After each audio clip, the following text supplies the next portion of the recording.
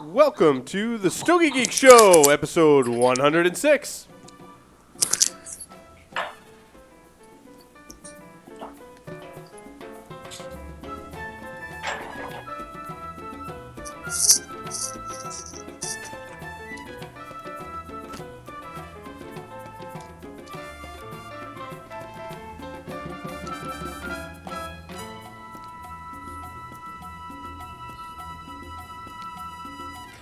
This episode is sponsored by Mr. J's Havana Smoke Shop, located in Rhode Island. They have an outstanding selection of premium handmade cigars. And by the Havana Cigar Club, located in Warwick, Rhode Island. It's a great place to enjoy a drink and a cigar. Stogie Geeks listeners can find a $5 off coupon on our website by clicking the HCC logo. And by Debonair Cigars. Visit stogiegeeks.com/debonair for a list of retailers who carry Debonair. Buy some today and get a little more Debonair. And by Ocean State Cigars. Try the J. Grotto series, including the Connecticut Shade Silk and an all-new limited edition Lancero. You can visit them on the web at oceanstatecigars.com. Welcome, everyone, to this edition of the Stogie Geek Show. I'm your host, Paul Asadorian. It's fantastic to be here tonight hosting this wonderful show we've got put together for you. We've got a very special guest. We've got cigar and beer pairings. We've got a discussion about Cameroon rappers and, of course, our Stogies of the Week. So make sure you stay tuned. Don't go anywhere, and don't worry about getting up early for work. You're going to want to stay late to tune into this show, because I've got with me to my right none other than Stogie Santa. Good evening, everybody. Good to be here. On the lines via Skype from North Carolina, Mr. Will Cooper. Hey, guys. Greetings. And I'm sure Mark Jr. will be joining us via Skype maybe for our next segment with the new addition to the family. He's a little tied up at the moment, but he has also a cigar and beer pairing. Will, excuse me, do you want to kind of introduce this segment? Yes. Can you guys hear me okay, first of all? Yes. Yes, we can. Okay, because, I'm having a real hard time hearing you guys, so I'm not sure if there's something on your end, but as long as you can hear me, I will talk. The folks at CAO, which folks know is part of General Cigar, they recently have teamed up with a brewery out of Maryland called Flying Dog Brewery, and they have paired up 4 of the CAO cigars with 4 of the Flying Dog Brewery ales or lagers, so to speak. I guess there's a mix of IPA, stouts, ale, and porter in here. The four things that have been paired, the Osa Soul Lot 50 with a Snake Dog IPA. We have the CAO Brasilia Gold paired with the Gonzo Imperial Porter. Oh, and I'm sorry, Will, you're smoking the Osa Soul and the Snake Dog, drinking the Snake Dog IPA, correct? No, I'm sorry. Let me rephrase that. Oh, sorry. Yeah, we have 4 pairings, and it may be a little hard to hear on my end.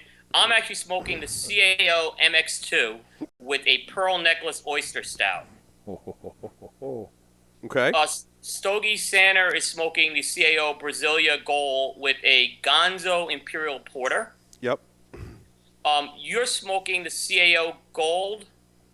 Yes, that'd be me, Paul. With the Raging Bitch Belgian-style IPA. Now, how come I got that beer? Yeah. Oh, okay. And Mark now Jr. it all makes sense. You want a pearl drew necklace? the Osa Soul Lot 50 with the Snake Dog IPA. Now, I have to say, Will, I was skeptical about these pairings. Me too. When I read them. They're not. Oh, so they're not ours. These were suggested by CAO and yes. Flying Dogs. So Yes, they've so we're not- given yeah. to us. I was skeptical about the pairings, regardless of where they came from, right? Right. I was like, wow, a Connecticut with a Belgian-style IPA. However, I have to say, I'm a little ways into my cigar and a little ways into my beer, and I'm not skeptical anymore. They're actually pairing very well together. I'll tell you what. I try to come into this pairing very open-minded, and I'm glad I did, because I'll tell you what.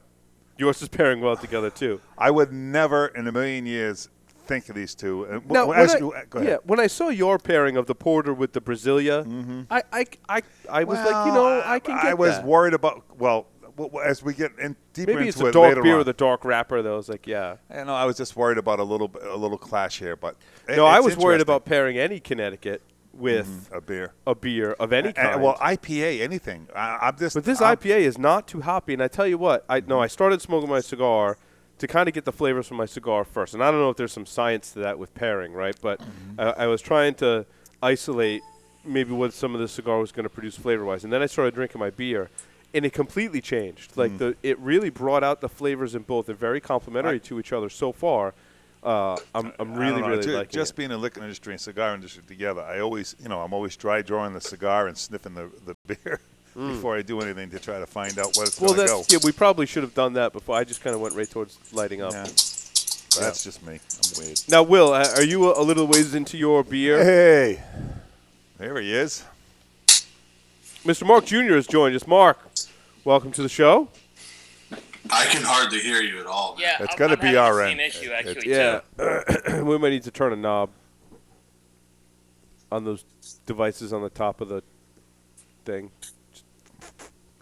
So, Mr. Mark Jr., how are you tonight? I'm well.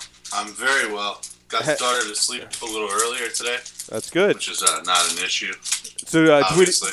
we need to give you a chance to light up your Osa Soul and your Snake Dog IPA. Well, I guess you wouldn't light your beer on fire, but he's got the pairing there. Okay, so we'll give you a chance to kind of get into that. Yeah, this sounds not very good. Clear out your expectations. We'll go through the wrappers and maybe a little more about the beer as we progress through the show. So stay tuned. We'll talk about the wrappers, binders, and fillers and some of the components in each of the beers as we go on. I do have that information, which I will share with you. Our special guest for this evening, while we work on our cigar and beer pairings, is George Rodriguez from Rodrigo Cigars. George, welcome to the show. Hey guys, how you doing? Thanks for having me. Yes, it's nice to have you on the show. Welcome aboard. George, tell us a little bit about your background on how you got in prior to getting into the cigar industry. Prior to getting to the cigar industry, basically, I'm a corporate software guy. I've done a lot of different startups throughout the years. So probably for about 17 years before getting into the cigar business, just did a whole lot of different stuff through different, startups, e-commerce stuff, just a whole lot of fun stuff actually throughout my career. But I've always been, into different craft products in terms of, wine, beer, spirits, and cigars. And so, I started smoking cigars back during the boom time. Just like any of us, you evolve your hobby to the point where you say, hey, I got to know more about this. And, one day I just decided, okay, there's no perfect time to do this, but I'm going to get on a plane and go down to Santiago and go figure this stuff out. And, fate kind of stepped in and led me towards William Ventura, who, William is one of the, most well-respected guys on the island there in the Dominican Republic and in Santiago with his background with Davidoff. Basically you've got, William, guys like Victor de la Cruz and Eladio Diaz that are, very well known there. They've kind of grown up together in the industry. They've done a lot of stuff through Davidoff, and they kind of split off and did their own thing. So William is a man after my own heart in terms of doing things smaller, doing things in terms of, higher quality. The factory is a true boutique factory. There's probably at any given day, maximum, maybe 12 pairs of rollers working in the factory. And now, it's grown substantially since, we started working together 5 years ago. Now you've got guys like Robert Caldwell doing a lot of production out of there, Eddie Tarazona, and a whole host of other boutique cigars that both available in the U.S. and in Europe as well. So that's kind of my background. It's all driven by passion. As kind of my mantra with Rodrigo Cigars is all about, form follows passion. And so that's how we go about, coming up with the blends, which tobaccos we're working with, the growers that we're working with. There's some really interesting things going on in the Dominican Republic, which I'll talk about some more. But, that's my background and kind of that's where, That's what we do. We make cigars that we love for people that love cigars. Was that your vision from the beginning? Like when you decided, well, I'm going to create my own cigar company. Like, what were some of your initial thoughts, and did that kind of change and morph as you visited the various factories? To be honest with you, that my initial thought was, let's make some cigars, and worst case scenario, myself and my friends will have a whole lot of cigars to smoke. Yeah. Nice. and that was good enough right there. Right. But as things kind of evolved, and like I said, form follows passion. It took on a life of its own. And when you're working with guys like William Ventura and some of the growers that we work with, and now William's son, Henderson Ventura, who's really making a mark in the industry, for his own name. It's just something an inertia that just continues on and on. So, I plan on doing this until I stop breathing, right? So, this is a long marathon. We're not trying to kind of get out and be everywhere at all the same time and all that stuff. We're growing it slowly, very deliberately, working with the right tobacconists and working a lot directly with the smokers. So how did you hook up with the Ventura factory? So really, when I went down to Santiago the first time, you guys have seen that movie Blow, where Johnny Depp just kind of goes down to Mexico, and he's like, hey, I'm looking for, I'm looking for some product here. Where do I go? And that's kind of what I did. And, I talked to everybody I could in my broken Spanish, from the hotel concierge to guys playing dominoes on the street to whatever, and go on different tours and all that stuff. And anyone who knows me knows this story pretty well, but it's, I really wasn't getting what I needed out of these kind of tourist factory introductions and stuff. And, I really felt really disappointed because I wanted to really sit down with somebody and really learn. And so I walked out of this factory one day, and I was visibly kind of disturbed. And there's an old man sitting on a scooter smoking, and he kind of looks at me and he's like, hey, ¿qué pasa, man? Right? And I'm saying, hey, maybe you can help me trying to find, like a small factory where I can sit down with someone and really learn something. And he just looked at me, he just said, go straight down the road here. There's a friend of mine that can take the time with you. And I said, what's your friend's name? And he actually said his name is Chico, which is, Chico actually is another blender there. But I didn't find Chico. I ended up going down the streets, and the first person that I saw was William, who just happened to be hanging out in front of his nondescript little factory. And he was there with another gentleman, and I pulled up and, got out of the car and kind of said, hey, I'm just looking to get introduced to the cigar industry. And they kind of looked at me and chuckled, and I said, guys, what's so funny here? And they kind of looked, the one American guy said to me, do you know who this gentleman is? And I said, no, I don't. And he said, well, this is William Ventura, and kind of gave me his background. And, he said, but what's so funny is that this is the first time that William and I actually, from the past 4 years when he started his factory, smoked a cigar in front of the factory. Mm-hmm. And it just so happens that, we're kind of here off the beaten path. You come by, and what are the odds that the only time that anyone comes by the factory here, we happen to be standing out here smoking a cigar. So at that point, William kind of said to me, how'd you find me? Because, I really don't want to be found. I'm doing my own thing here. And I said, well, the old man down the scooter sent me here. And he kind of looked at me, he put his arm around me, and he says, I don't think that old man sent you here. He goes, I think God sent you here. So now I'm obligated to take care of you. So that's kind of how we hit it off from there. Well, that's certainly one way to do it, George. Yeah, exactly, right? And you can't plan these things. Like I said, you kind of just follow your gut, you follow your passion, and things kind of start to take form, right? And like I said, that's what we're all about. The form follows passion. And like I said, William and I hit it off, and then his son got more and more involved in the business. He's basically running the factory at this point as well. So. That's how I got hooked up with William, and it's been a great partnership for the past 5 years now. So nice. Hey. Yeah. Will, you there? Yeah, I'm there. Can you hear me? Yeah.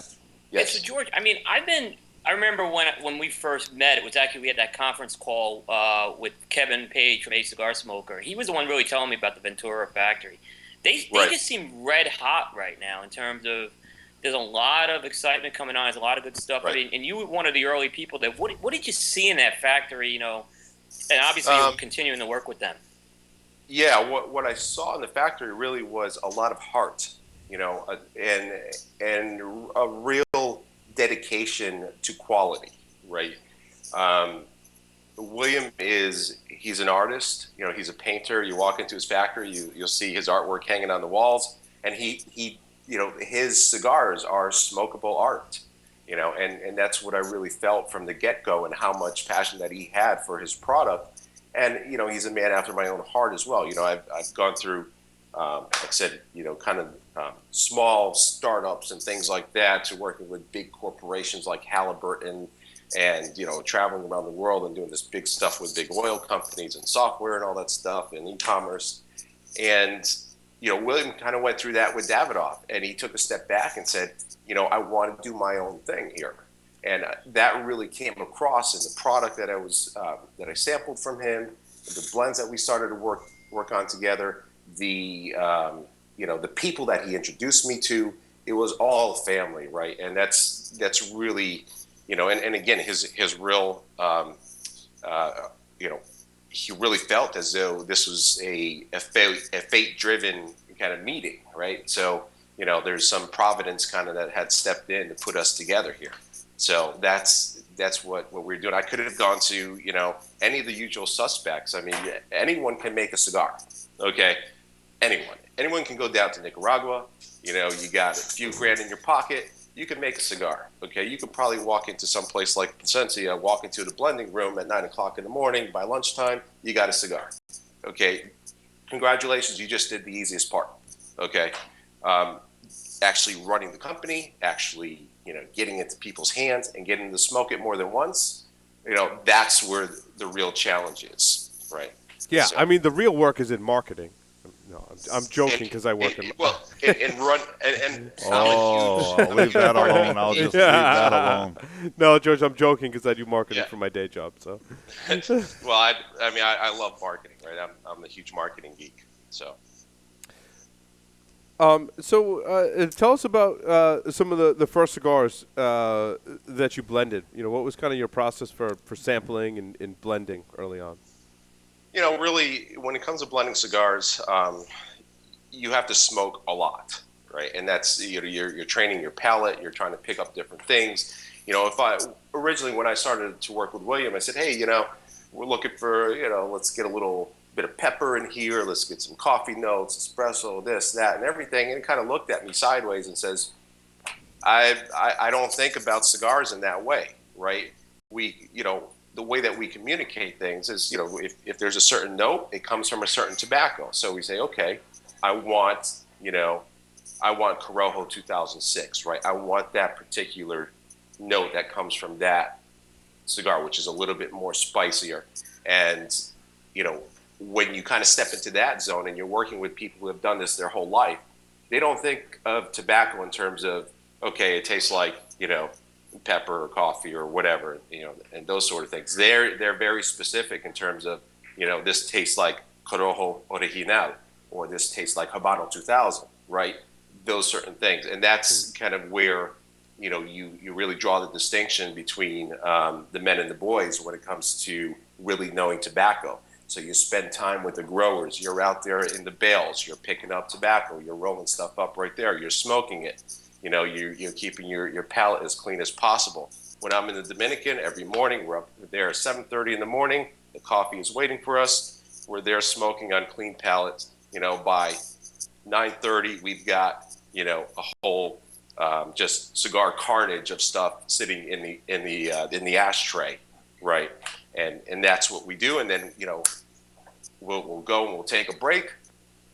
Next thing that the lead roller has some more stuff ready for us based on our tastings and our feedback, and saying, okay, change the proportions on this, let's try a different wrapper, let's try a different binder, let's do a little bit of this and that. And it's just an iterative process in that way. So Cool. that's how we go about blending the cigars, and that's what William taught me from the beginning. The first cigar being the Habano Classico, which is a very Cubanesque cigar. It's called Habano Classico because it really has that classic flavor that is something that's it really is more of a timeless profile.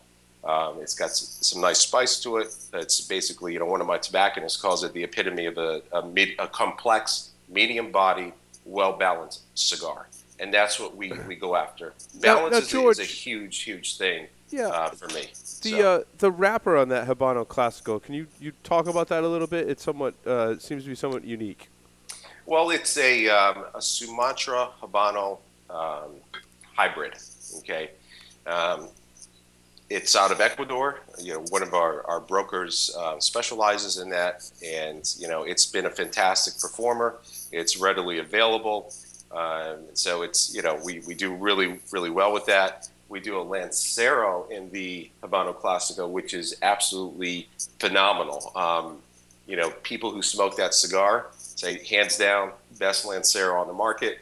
I smoke that cigar pretty much every single day.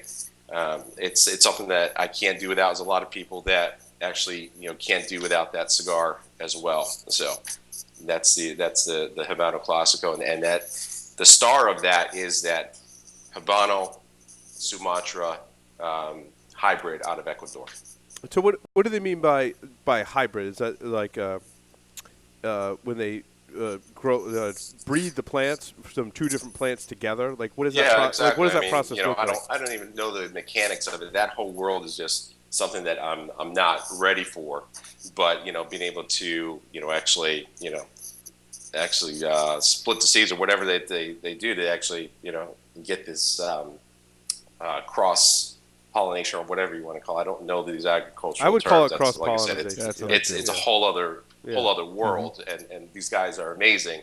And you think that some of us cigar makers and cigar brand owners are passionate about this? These guys that are out there every day managing the growing side and the cultivation, knowing every little thing about the soil, knowing every little condition about everything, their level of fanaticism is just, if that's a word, but it's incredible.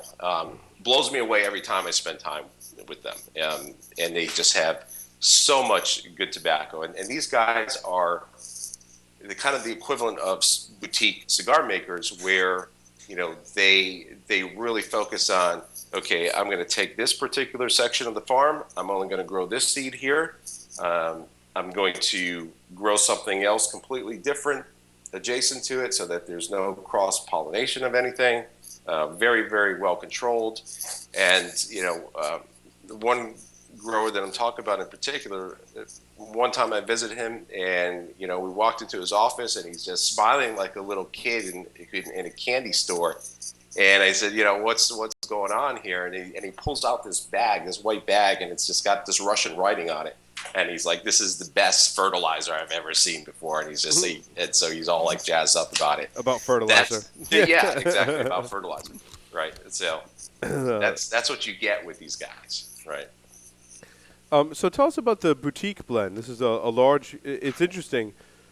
You've got a line dedicated to a larger ring gauge. Right. That was the second line that I did. And it really, that was in response to the smokers who liked the Habano Classico, but they wanted a larger ring gauge cigar. It came out a few years ago when larger ring gauges were the rage, and it's interesting now because the pendulum is kind of shifting the other way. Yeah, I agree. But what I wanted to do with that cigar, since there were so many large ring gauge cigars that were all ligero, they were the smokers wanted a lot of strength. And what I found in those cigars was that there wasn't anything interesting going on. So what I want to do is, create a large ring gauge cigar with a lot of complexity and very well balanced. The boutique blend uses a particular tobacco called out of the Dominican called San Vicente, and it's not a hugely popular tobacco. You don't hear about it all the time, but it gives it such an amazing aroma, an amazing complexity, kind of like it changes from like a red chili spice to almost a cilantro to giving you almost a sweet cinnamon kind of finish as well. So it's a pretty unique profile. Someone who picks up that cigar and expects a large ring gauge, full body, full strength cigar. That's not what that cigar is all about. It's about the complexity. It's about the flavors. About really kind of getting all these things going on in your palate. And it worked out great. There's some things that I'll probably improve on the next round of that, and we'll continue to make that particular blend as well. So that's what the boutique blend is all about. And actually, it was I wasn't sure what I was going to call it that, but one of the bloggers, Mike from Stogie 411, had just called it that one day, and I was just like, that's a pretty cool name. I think I'll call it that. So that's cool. Yeah. And then the last one, La Fortaleza. Did I say that right? Yeah. Yep. La Fortaleza. That's really the cigar that put us on the map. If you pick up that cigar, you don't know Rodrigo, you don't know where it's from or anything like that, you will not place it as a Dominican cigar. It tastes a lot more. You probably guess that it's a Nicaraguan cigar, but it's very unique. And we use 5 different tobaccos in that blend. I think that there's 2 tobaccos in there that really shine. One is the wrapper itself, being the Ecuadorian dark Sumatra. It's a popular leaf for a wrapper. Pete Johnson uses it a lot. A lot of other cigar makers do too. But when you pair it up with an all ligero blend, and you also put in a Peruvian Pelo de Oro in it, it gives it a whole new dimension. And so that cigar is called La Fortaleza because Fortaleza is the term that is used to describe the strength or the nicotine strength in it. And so it is the strongest or the most full of the Rodrigo lines, but it's still very well balanced. So an all ligero cigar that doesn't hit you in the back of the throat.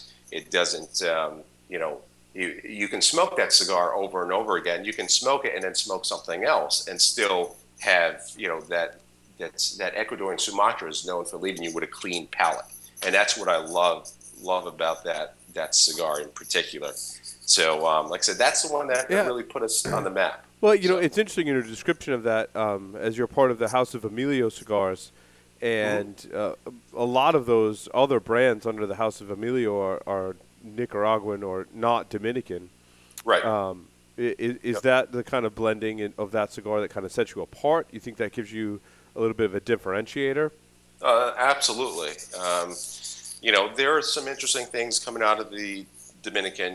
There's kind of like I think a renewed interest in the Dominican Republic because people are starting to notice some cool things, and guys like Lito Gomez are always doing something interesting out of there. I always find it funny when somebody says, Dominican cigars are mild. I say, well, have you ever smoked an LFD chisel? Try this. And that kind of shuts down the conversation from there. But in terms of what goes on with House of Emilio, they're more Nicaraguan focused. I kind of like being different. I like the fact that, a lot of boutique cigar makers flock to Esteli, and I say, I'm there in the Dominican in a very comfortable position with people that I consider to be loved ones and family, and while everyone else their immediate go-to is Esteli, and I think a lot of that stuff just starts to taste the same. So like I said, it starts with the tobacco. You work with some really passionate growers. You can do some amazing things, and so yeah, that's cool. That does set us apart from the rest of the House of Emilio. So George, this year you made a decision to stay home from IPCPR. What Right. was behind that decision? So, okay, so I'll kind of prefix this with, I'm kind of known for speaking my mind about things, and I don't do it to kind of rattle people's cages or anything like that. I just say, okay, this is what works for me, and kind of, I do this, like I said, because I really want to. This isn't about, selling out. It's not about, trying to get the cigars everywhere. There was a time where I did think that was the right thing to do, and I don't believe that whatsoever anymore. I went to the show last year, and what I found was it was a great party. We love this industry. We love everybody in it. We're all brothers and sisters in it, which is an amazing thing that sets the industry apart from any other thing that I've done. But what I found there was I was, kind of in a booth, and there's a lot of people passing by, and for me, it's about the relationships. It's about the people. When we smoke cigars, it takes us back to gathering around a campfire and sharing stories and jokes and things like that, and sharing food and drinks and stuff. I don't get that from a large group of people with thousands of people, walking around and saying, okay, let me get a sample. And you've got 30 seconds to tell them about your cigar, and then they're off to the next one. And, if they put in an order with me, I don't think that they really get to really experience Rodrigo in that way. And so, I was a little bit, and again, this is just me and my preferences. I was disappointed in that part of the experience.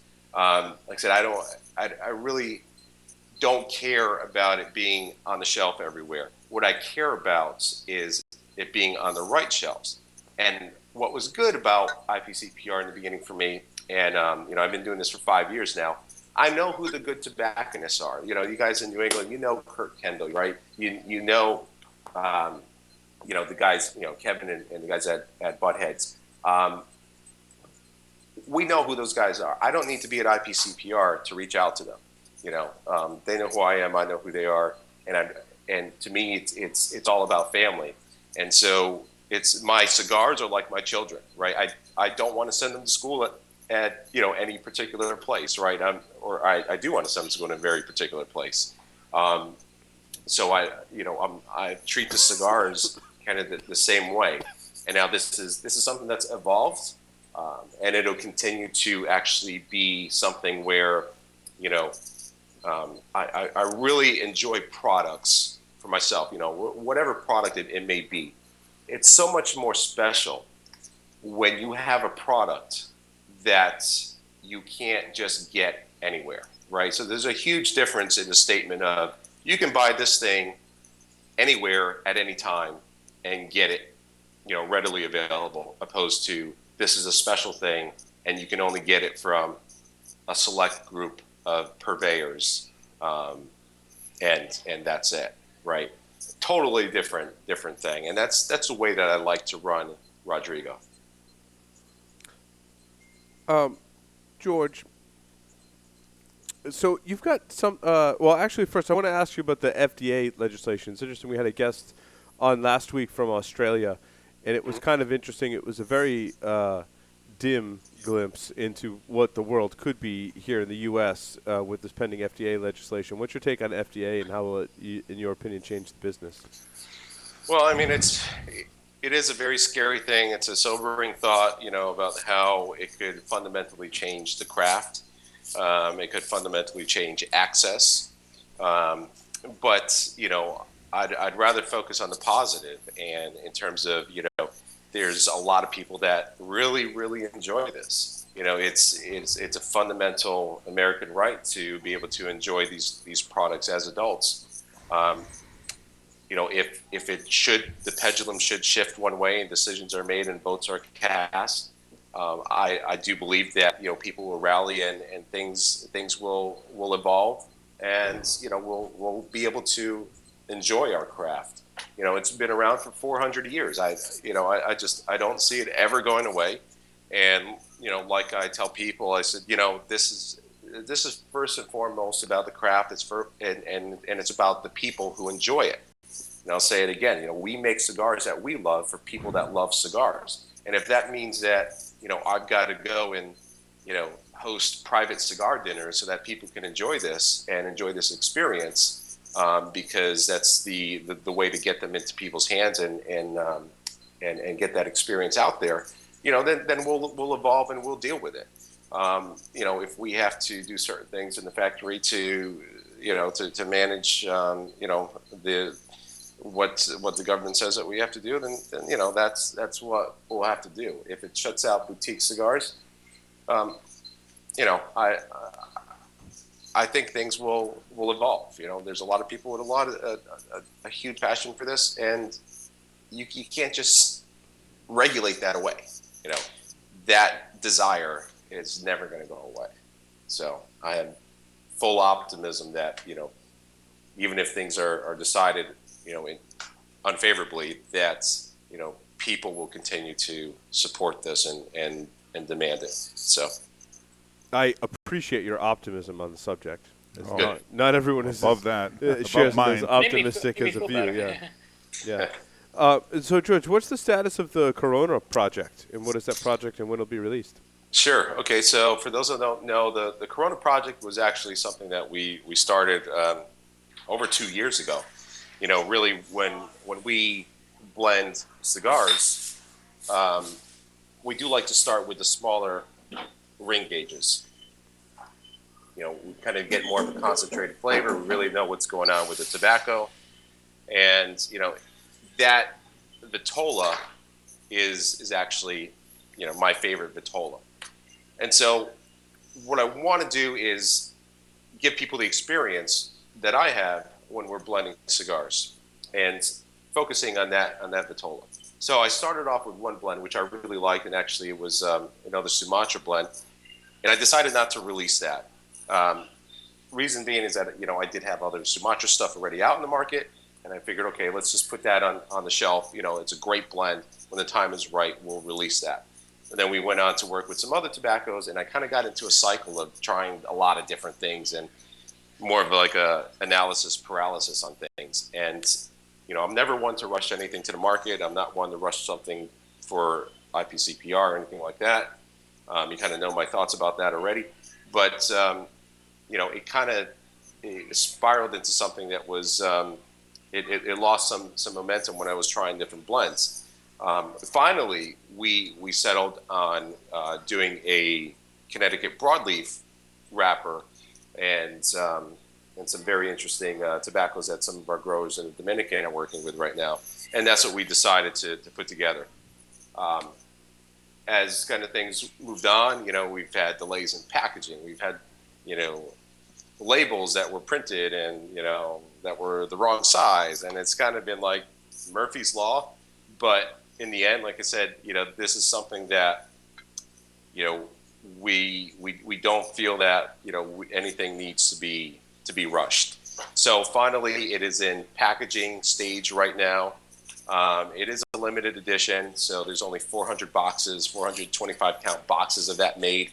And once those are gone, we'll see what the reaction is, and I think it's going to be fantastic. It's a very full-bodied cigar. It's even more full than La Fortaleza, and again, keeping the complexity and keeping the balance. But when we're ready, we'll bring the next Corona out, which will be a Corona Project Volume 2, and it'll be something where, like I said, I want people to really, really taste what's going on with the tobacco in that particular Vitola, which I think that's where the tobacco really shines. So will this be a limited release, or? Yes, Okay. it is a limited one-time release. I Correct. gotcha. And you're planning subsequent limited releases as well? Correct. Yes. Are there any other limited releases that you're working on, or is this the Corona Project kind of the one limited? So kind of going back to the idea of having special products that aren't available from everybody, that are available only from select tobacconists and from Rodrigo. We do certain special blends here and there. I love to come back from the factory with, cigars that are wrapped in unmarked, you know, just brown paper packaging that have a blend name on them, and get that out to the people that really enjoy that. So, there's stuff that we do for events and for parties.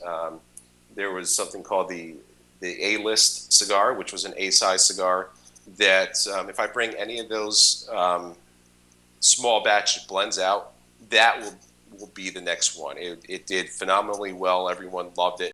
Everyone is still, talking about that cigar all the time to me, asking me to bring that out to market. So that will probably be, the next limited release that we do as well. Will, did you have more questions for George? So George, just one more question, follow up on the Corona project. Sure. In terms of that, when you start changing the wrapper, is that the idea? Are you going to keep, and maybe you heard this and I didn't hear it, the inner components of that blend, are they pretty much going to stay consistent with just a different wrapper, or are you going to make some specific changes to those components in there? There will be slight changes to the components. I want to try to keep everything as close as possible, because I want people to really experience the difference that those wrappers make, and that's why I want to keep that particular Vitola. It's a one-size release as well. So as you go through, you can kind of really taste the difference between, whether it's a Sumatra or a broadleaf in that particular Vitola.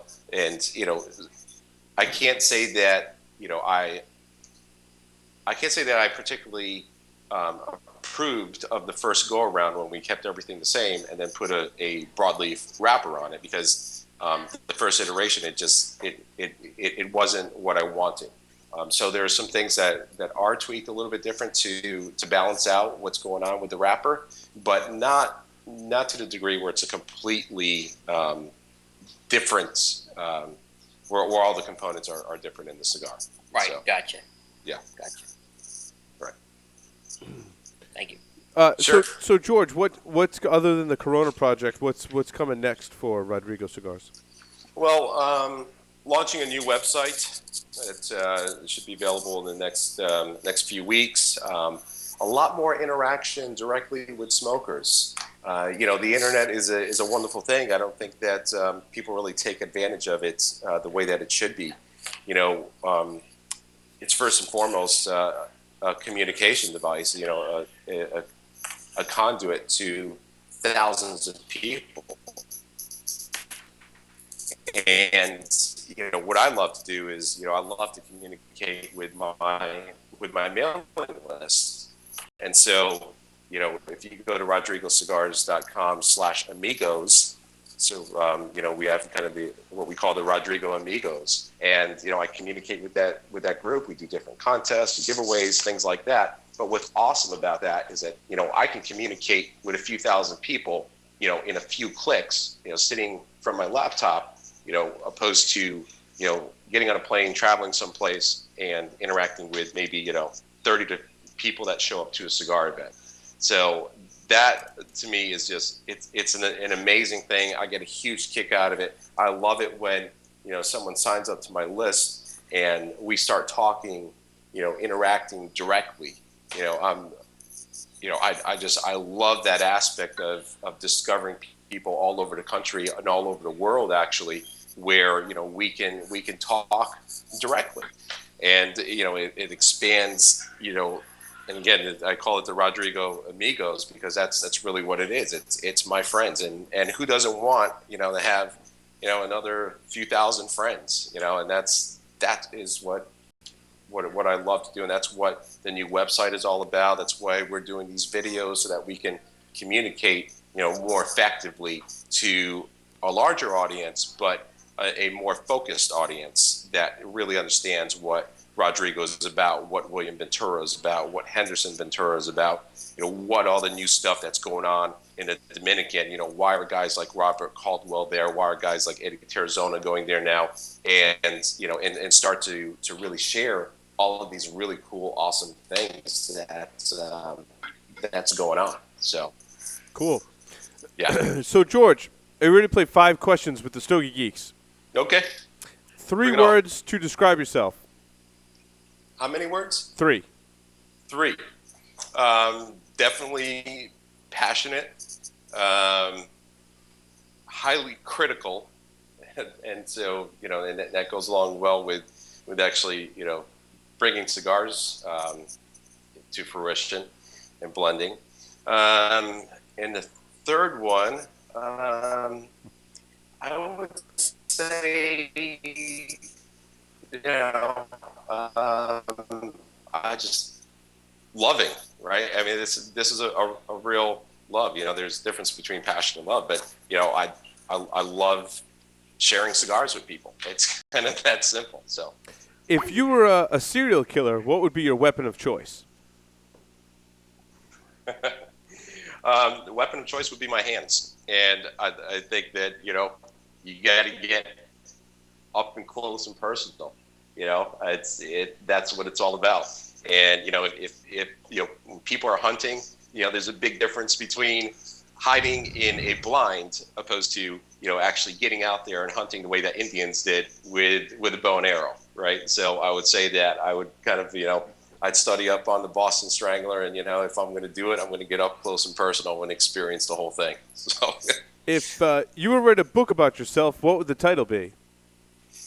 That's a really good question. I guess it'd be called "Lost in My Own Mind" or something like that. So, which I tend to do quite often. So, in the popular game of Ask Grabby Grabby, do you prefer to go first or second? Definitely would prefer to go first. I'm a first mover. So, if you could have dinner with one celebrity, who would it be?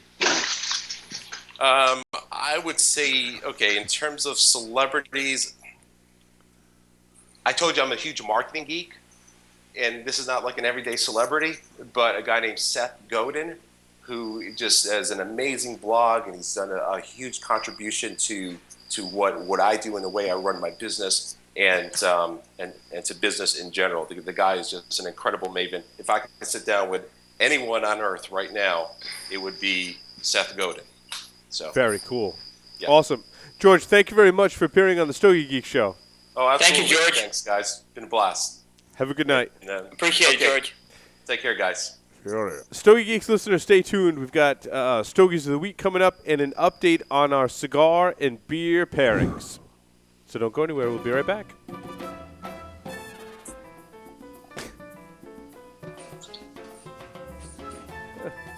You just gave me the Braden face.